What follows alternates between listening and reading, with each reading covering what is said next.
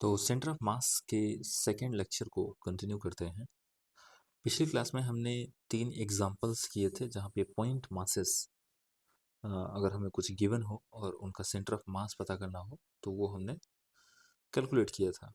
कुछ फॉर्मूले भी डिराइव किए थे हमने और डिफाइन किया था कि सेंटर ऑफ मास क्या चीज़ है। आगे कंटिन्यू करते हैं। एक नोट है, हमें लिखना है नोट।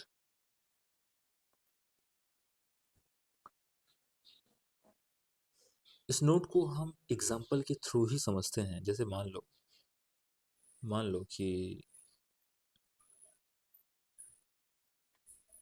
मान लेते हैं कि हमारे पास अ, 2 मासेस हैं। एक मास यहाँ पे, दूसरा मास यहाँ पे। ये है m1 मास, ये है m2 मास। और ये जितने डिस्टेंस से सेपरेटेड हैं that is equal to l। l क्या है?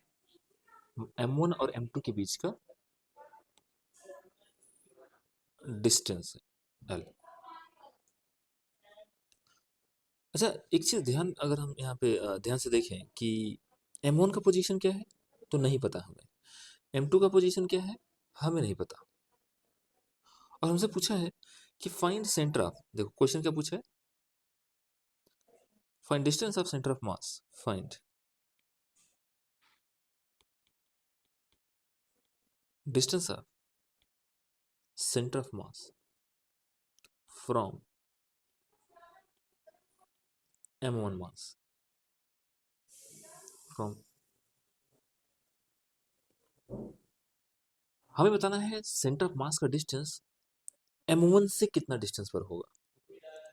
भाई लॉजिकली हमें ये तो पता है कि जो सेंटर ऑफ मास का पोजीशन होगा कहीं ना कहीं, कहीं ना कहीं in between these two masses होगा।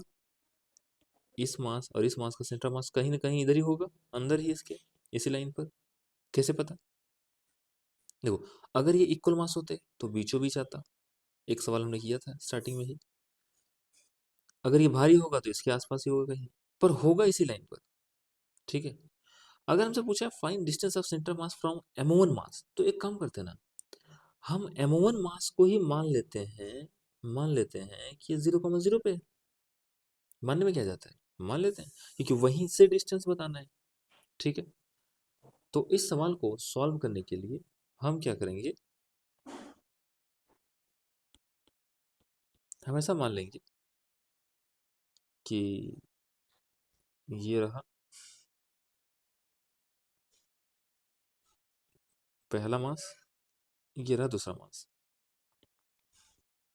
और ये जो पहला मास है ना, ये 0,0 पर है। तो ऑब्वियसली क्योंकि दूसरा मास l डिस्टेंस पर है तो क्या इसका कोऑर्डिनेट l,0 हो जाएगा। ठीक है। एक चीज और मान लेते हैं कि let distance of centre of mass, distance of centre of mass from m1 b r1।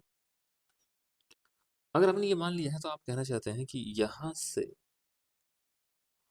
r distance पर सेंटर ऑफ मास है, r1 डिस्टेंस पर। क्या हमें r1 ही पता करना है? बिल्कुल सही बात है। तो फॉर्मूला यूज करो, फॉर्मूला तो हमें पता है कि r1 इक्वल टू, भाई आरसीएम क्या होता था? अगर मैं सेंटर ऑफ मास निकालने का फॉर्मूला आपसे पूछूं तो ये हमने फॉर्मूला लिखा था ना, xcm equal to m1 x1 m2 x2 divide by m1 plus m2 ycm zcm, या इन जनरल अगर वेक्टर आरसीएम निकालना है तो इस तरीके से निकल जाता था। तो सेम यही वाला फॉर्मूला हम यहाँ पे यूज करेंगे। तो बताओ r1 किसके बराबर होगा? बेसिकली सेंटर मास की पोजीशन m1 मास से कितने डिस्टेंस पर है वो निकालना चाहते हैं। तो हम लिखेंगे m1 into x1 plus m2 into x2 divide by m1 plus m2। m1 तो m1 है, x1 कितना है 0। m2 तो m2 है, x2 कितना है l, divide by m1 plus m2। तो r1 कितना आया, r1 आया m2 l upon m1 plus m2। ये आया position of centre of mass from m1। अच्छा, अगर इसी में सवाल पूछा गया होता कि m2 से कितने डिस्टेंस पर है, अगर हमने पूछा होता व्हाट इज, मान लो इसी में अगला पार्ट है सवाल का कि व्हाट इज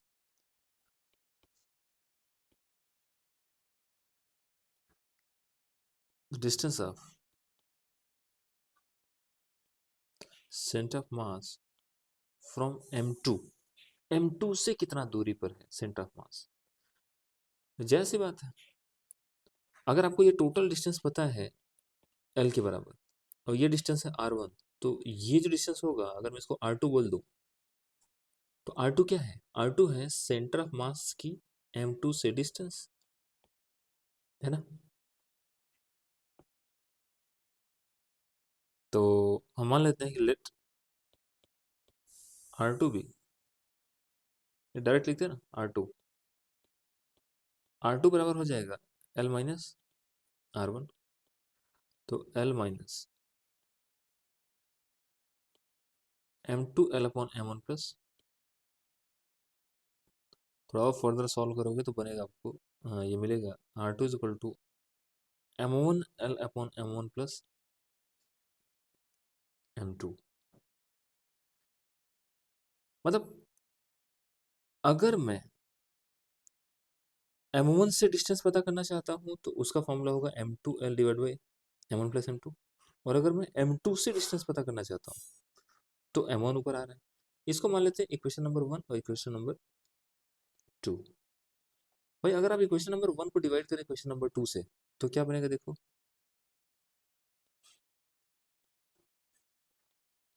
इक्वेशन नंबर 1 को डिवाइड कर दो इक्वेशन नंबर 2 से,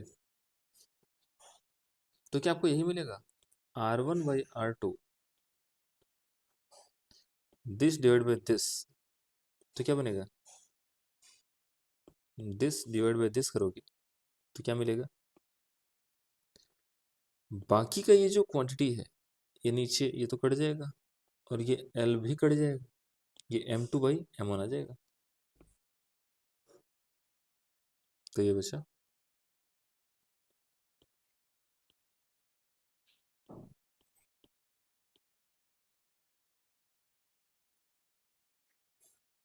m2 बाई m1। थोड़ा सा और तरीके से रीअरेंज करें तो हम लिख सकते हैं m1 r1 is equal to m2 r2। ये बड़ा इंपॉर्टेंट रिजल्ट है, इसीलिए हमने इसको नोट करके लिखा है। इसके बारे में कुछ पॉइंट लिखते हैं, ये जो हमने ये डिराइव किया है ना, इससे जुड़ी कुछ बातें लिखते हैं। बातें क्या है, पहला point, centre of mass of two particle lie on line joining between them. जैसी बात है, ये तो हमने पहले समझ लिया था कि सेंटर ऑफ मास ऑफ, ये आपको याद रखना है, टू पार्टिकल्स, ज़्यादा अच्छा होगा हम 2 पॉइंट पार्टिकल लिखें। Centre mass of 2 point particles lies between lies on line joining between them।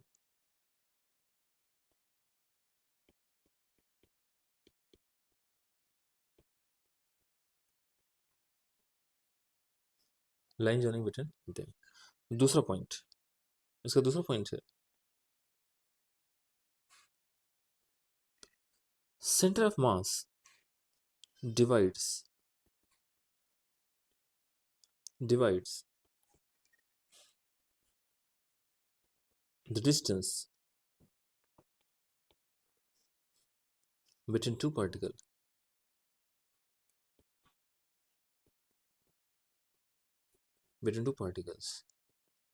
in the in the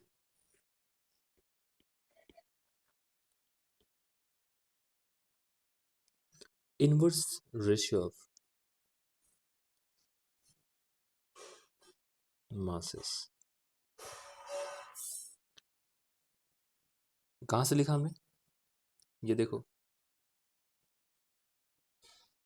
क्या लिखा हमने, centre of mass divides, centre of mass divides, एक बार पहले समझ लेते हैं। Centre of mass divide the distance between two particles in the inverse ratio of masses. इसका मतलब क्या है? इसका मतलब ये है भाई, ये जो लाइन लिखा आपने, ये लाइन, ये M1 R1 बराबर M2R2 है। M1 R1 बराबर M2R2।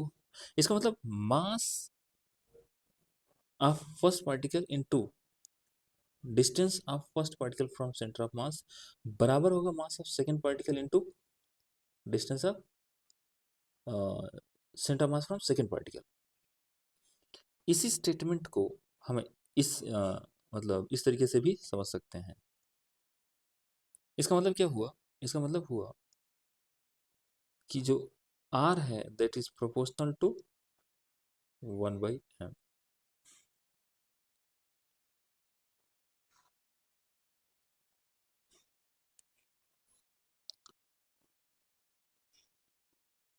इसका कंक्लूजन ये है कि कंक्लूजन ये है, जैसे मान लो अगर मैं कंक्लूजन क्या है इसका, ये लिख देता हूँ, कंक्लूजन लिख देता हूँ।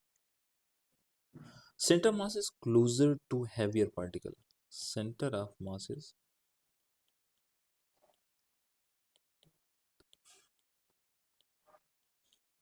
Closure to heavier particle.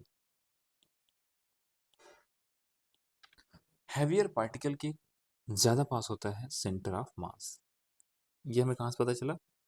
इस लाइन से, और बेसिकली इस लाइन से। जिसका मास ज्यादा उसके लिए R1 ज्यादा, सॉरी, जिसका मास कम उसका R1 ज्यादा, तभी तो ये इसके बराबर होगा। ज्यादा अच्छा है कि हम एक एग्जांपल कर ले, उसके बाद ही ये बात क्लियर होगी।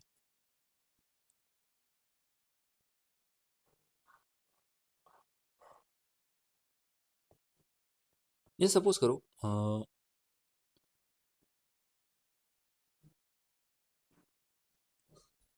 एक 5 kg का ऑब्जेक्ट है, एक 10 kg का ऑब्जेक्ट।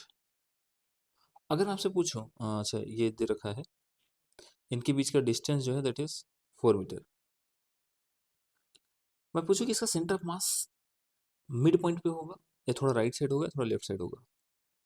5 kg 10 kg, इनका सेंटर मास होगा तो इनके लाइन ज्वाइनिंग, इसी लाइन पर दोनों मासेस को ज्वाइन करो एक लाइन से, इसी लाइन पे कहीं न कहीं होना चाहिए सेंटर ऑफ मास। पर हमारा जो दूसरा पॉइंट है वो कहता है centre of mass is closer to heavier particle.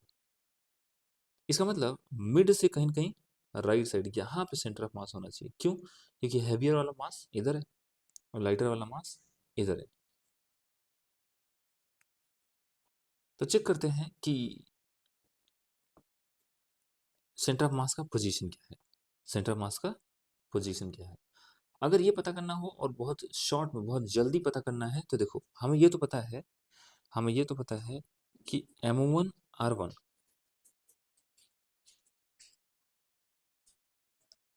Is equal to होता है M2R2 के, है ना। मैं मान लेता हूँ कि सेंटर ऑफ मास यहाँ से x डिस्टेंस पर है,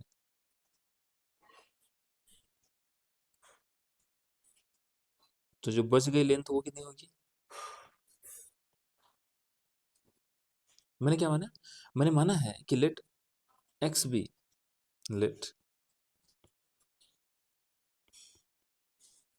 late center of mass is at distance x from 5 kg। अगर ये बात सही है तो मैं कह सकता हूँ कि centre of mass is will be at 4 minus x from 10 kg। ये कहाँ से है? मैंने ये मान लिया, तो ये जो डिस्टेंस है ये वाला, ये तो 4 माइनस एक्स ही बनेगा ना। तो अब बस सिंपल सा फॉर्मूला है ये कि m1r1 is equal to m1r1 is equal to m2r2। Apply करते हैं तो मैं ऐसा लिख सकता हूँ क्या, 5 इंटू एक्स बराबर होगा 10 इंटू 4 माइनस एक्स। तो ये बन जाएगा x is equal to 2 into 4 minus x. तो ये बन जाएगा 2, तो ये बन जाएगा 3x is equal to x is equal to 8/3। x is equal to 8/3 का मतलब होता है 3 2 6 6 7 2.67 मीटर आएगा, 2.67 मीटर पे आएगा। अच्छा बताओ, टोटल डिस्टेंस इन दोनों पार्टिकल के बीच का टोटल डिस्टेंस है 4 मीटर, और 5 केजी से जिस डिस्टेंस पर सेंटर ऑफ मास आया है वह है 2.67। इसका मिड पॉइंट होगा, इसका मिड पॉइंट होगा यहाँ बीचों बीच, और 2.67 का मतलब मिड पॉइंट के भी राइट साइड आपको सेंटर ऑफ मास मिलेगा। ठीक है, यहाँ पे हमने कुछ गड़बड़ तो नहीं किया है, अगर ये एल होता। ठीक है, 4 मीटर। अच्छा अगर ये पूछा जाता फ्रॉम, ये कहाँ से है, ये है फ्रॉम m1, और अगर मैं पूछूं फ्रॉम m2 कितना होगा, तो आप कहोगे फ्रॉम m2 तो 4 माइनस एक्स के बराबर था, तो 4 माइनस 8/3, 4×3 = 12, 4/3, तो ये कितना हो जाएगा 1.33 मीटर। ठीक है, तो इंपॉर्टेंट हमें समझना ये है कि centre of mass heavier object के क्लोजर होता है, centre mass is closer to heavier object. एक ये फॉर्मूला याद रखना चाहिए, एक ये भी याद रखना चाहिए, मतलब दोनों एक ही है। ये कहाँ से आया, इस तरीके से, यहाँ से। ये फॉर्मूला कई बार यूज किया जाता है कि पहले पॉइंट पहले मास से कितना डिस्टेंस पे होगा m2l divide by m1 plus m2, दूसरे मास से कितने डिस्टेंस पे होगा m1l बाई। ये फॉर्मूला हम याद रखेंगे। थोड़ा आगे बढ़ते हैं।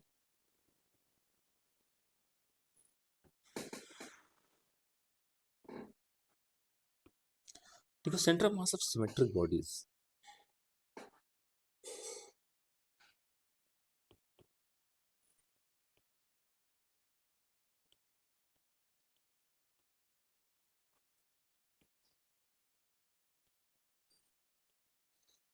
कई बार सिमेट्री को देख के आप सेंटर ऑफ मास के बारे में आइडिया लगा सकते हो कि सेंटर ऑफ मास कहाँ लाई करेगा।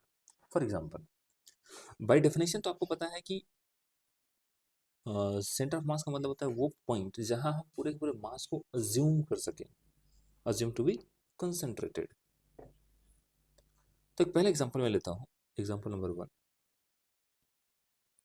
अगर आप यूनिफॉर्म रॉड को देखें, यूनिफॉर्म रॉड, यूनिफॉर्म रॉड का मतलब होता है एक ऐसा रॉड जिसका इससे आगे जाने पर ये जो थिकनेस है, ये थिकनेस वेरी ना करे, यूनिफॉर्म रॉड कहते हैं इसको। अगर एक यूनिफॉर्म रॉड है, इस रॉड का सेंटर ऑफ मास पूछा जाए तो आप कहाँ बताओगे? क्या इसका सेंटर ऑफ मास इसके मिड पॉइंट पर ही होगा?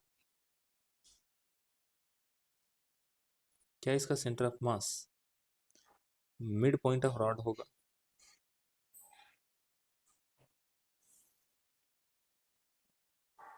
कैसे पता? तो सोचो कि आपने बोला होता कि सर एक छोटा मास इधर लेते हैं तो एक छोटा मास इधर लेंगे, इन दोनों का सेंटर ऑफ मास, इन दोनों का सेंटर ऑफ मास बीचों बीच आएगा कि नहीं? सिमिलरली एक छोटा मास यहाँ कंसिडर करो तो एक छोटा मास इधर भी मिल जाएगा, तो इन दोनों का भी सेंटर ऑफ मास यहाँ पे आएगा। ऐसे छोटे छोटे मास जितने भी कंसिडर करोगे ना, सबका सेंटर ऑफ मास यहीं पे आएगा। मतलब इस पॉइंट के जैसा इधर है, इस पॉइंट के इधर भी ऐसा है। क्या ये पूरा का पूरा रॉड इस लाइन के अबाउट सिमेट्रिक है?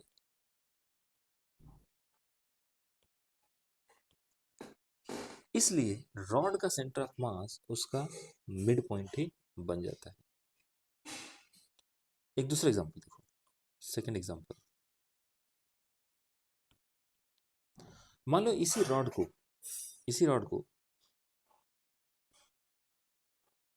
आपने सिमेट्रिक कर्व्ड रॉड, इसी रॉड को आपने ना कर्व बना दिया, कर्व कर दिया। कैसे कर्व कर दिया? तो कैसे, समथिंग लाइक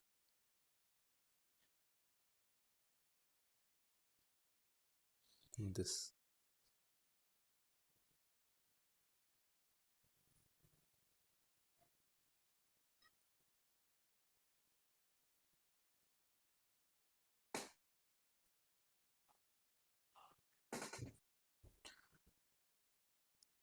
मैं अगर आपसे पूछूं कि ये जो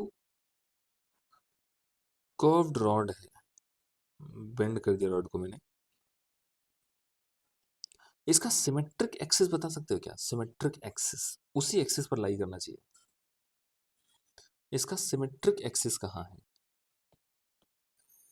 एक लाइन है, एक्सिस ऑफ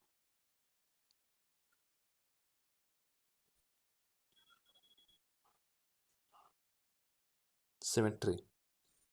देखो यहां पे ये जो लाइन था ना,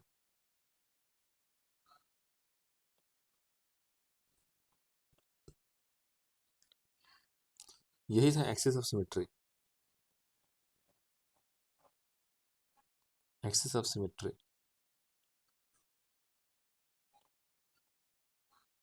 क्योंकि इसी लाइन के अबाउट रॉड सिमेट्रिक था। हमारे इस वाले केस में अगर मैं जानना चाहूँ एक्सिस ऑफ सिमेट्री कहाँ है, तो क्या ये बीचों बीच आएगा?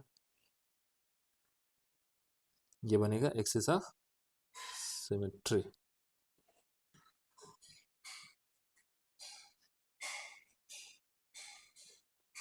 एक्सिस ऑफ सिमेट्री का मतलब इस लाइन के जैसा जैसा इस साइड दिख रहा है वैसा वैसा इस साइड दिख रहा है कि नहीं? ठीक है भाई, इस लाइन के जैसा जैसा जिस तरीके से ये नीचे की तरफ जा रहा है उस तरीके से ये भी नीचे की तरफ जा रहा है। तो ये जो लाइन है, इस लाइन को बोलेंगे एक्सिस ऑफ सिमेट्री। और किसी भी ऑब्जेक्ट का जो सेंटर ऑफ मास होता है ना, वो एक्सिस ऑफ सिमेट्रिक पर लाई करता है। इसका मतलब इस वाले रॉड इस वाले कर्व्ड सरफेस का, कर्व्ड रॉड का सेंटर ऑफ मास कहीं ना कहीं इसी लाइन पर लाई करेगा। लेकिन जरूरी है यहाँ लाई करे? ऐसा जरूरी नहीं है, कहीं यहाँ लाई करेगा। कैसे पता नीचे लाई करेगा? बस जैसी बात है कि अगर आपने यहाँ मान लिया सेंटर ऑफ मास, अगर यहाँ पे मान लिया, ठीक है, तो सारे के सारे मास को आप सेंटर्ड मान सकते हो यहाँ पे। ऐसा होना चाहिए। इस पूरे मास को सेंटर्ड अगर मानना भी चाहते हो तो कहीं इधर आएगा ना। जैसे जब रॉड था तो बीचों बीच आया, अगर दो रॉड रहा होता तभी बीचों बीच आता। इमेजिन करो अगर ऐसा रहा होता, ऐसा ऐसा रॉड रहा होता तो कहीं यहाँ आता सेंटर ऑफ मास, और अगर ऐसा रॉड है तो कहीं ना कहीं यहाँ आएगा। इसलिए मैं कर रहा हूँ सेंटर ऑफ मास,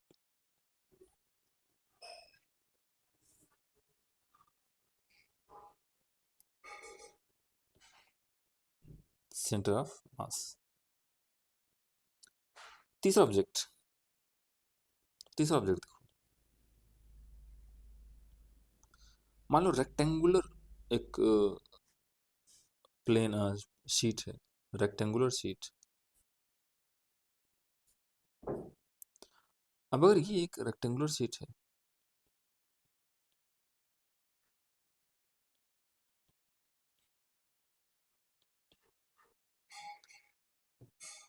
इसका एक्सिस अब सॉरी इसका सेंटर ऑफ मास कहाँ जाएगा, कहाँ पे लाई करेगा, ये जानने के लिए आप सिमेट्री एक्सिस ढूंढो। देखो एक लाइन तो मैं ये ड्रॉ कर सकता हूँ जिसके अबाउट मामला सिमेट्रिक है, एक दूसरा लाइन भी ड्रॉ कर सकता हूँ मैं। यहाँ हमने दो axis of symmetry,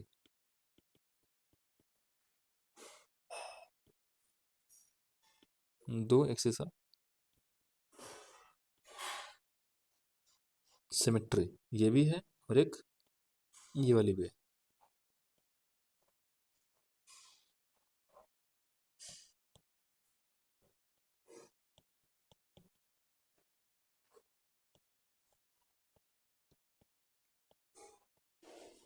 axis of symmetry, अगर आपको दो एक्सिस ऑफ सिमेट्री दिख जाए तो उनका जो कॉमन पॉइंट होता है ना, वही अपना सेंटर ऑफ मास होगा।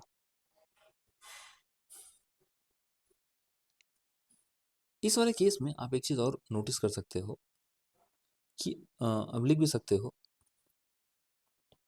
एक नोट लिख सकते हो, for regular objects,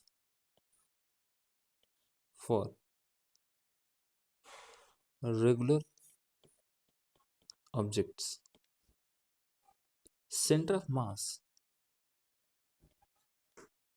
lies at, for regular objects having uniform density, ये भी लिख लो, having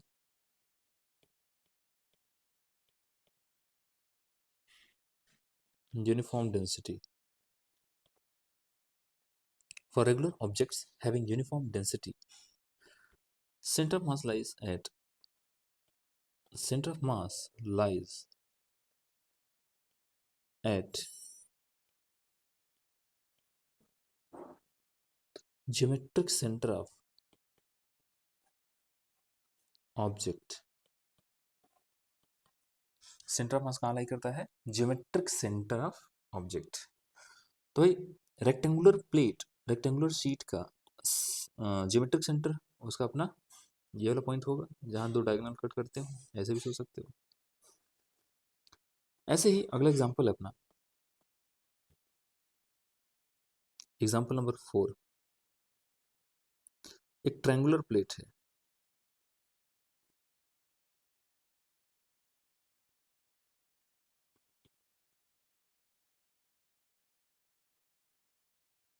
ट्रायंगुलर प्लेट, इसका ज्योमेट्रिक सेंटर कहाँ पे लाई करेगा, कहाँ पे होगा इसका, क्या इसका सेंट्रॉयड ही ज्योमेट्रिक सेंटर भी है, तो दो लाइन ड्रॉ करो।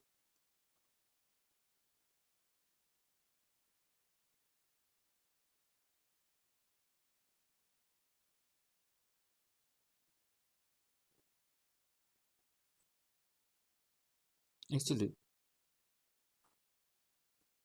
सेंटर मास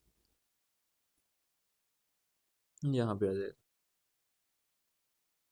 सेंटर ऑफ मास। अच्छा यहाँ पे जो हमने स्टेटमेंट लिखा है, for regular objects centre of mass lies at geometric centre of object, ये जियोमेट्रिक सेंटर है ना, आप इसको सेंट्रॉयड ऑफ द ऑब्जेक्ट भी बोल सकते हो। रेगुलर ऑब्जेक्ट के केस में सेंट्रॉयड जियोमेट्रिक सेंटर एक ही होता है। आप यहाँ पे एक पॉइंट मतलब और भी समझ सकते हो, लिख सकते हो, geometric centre lies at geometric centre of object, ये जियोमेट्रिक सेंटर है, आप लिख सकते हो सेंट्रॉयड, ठीक है, सेंट्रॉयड ऑफ ऑब्जेक्ट। तो ट्रायंगल का ट्रायंगुलर प्लेट का सेंट्रॉयड पता कर लो, वही उसका सेंटर ऑफ मास है। अगर स्फेरिकल ऑब्जेक्ट है, एक स्फेरिकल ऑब्जेक्ट है, स्फेरिकल बॉल है, बॉल,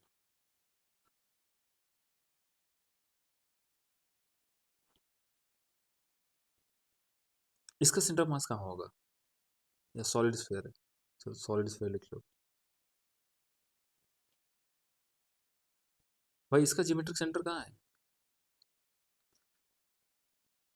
इस स्फीयर के सेंटर पे है, तो ये इसका सेंटर ऑफ मास है।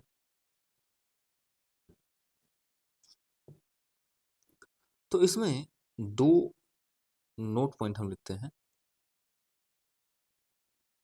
नोट करके लिख लो।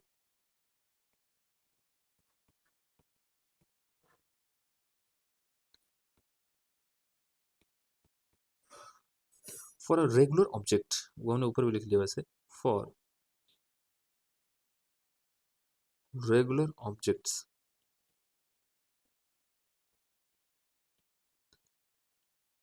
center of mass lies at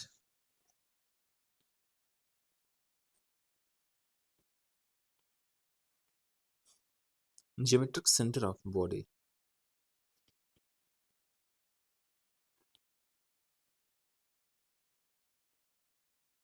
Geometric center of body. Center of mass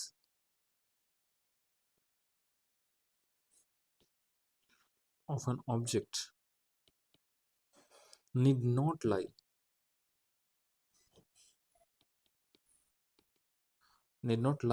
within